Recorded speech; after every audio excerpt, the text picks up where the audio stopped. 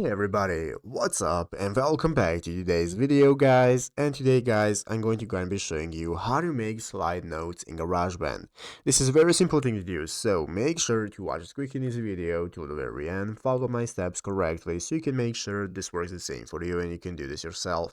But yeah guys, let's get straight into it. So the first thing you want to do is to go ahead and open up the official GarageBand application on your mobile phone if you have not already. If you do not have the application, just go to the App Store and download it. And after opening it up, you'll be greeted by this main page right here, which is the home page where you can find all the instruments you can access. As you can see, we have the audio record as well, and so on.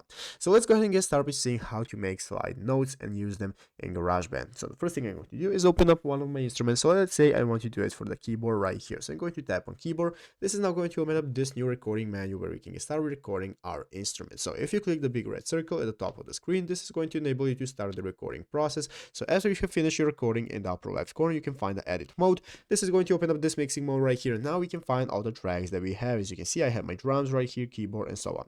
Basically, guys, you are a bit limited on the mobile version of GarageBand. So what you can do on the mobile version is tap on the track right here, and then you can click on edit.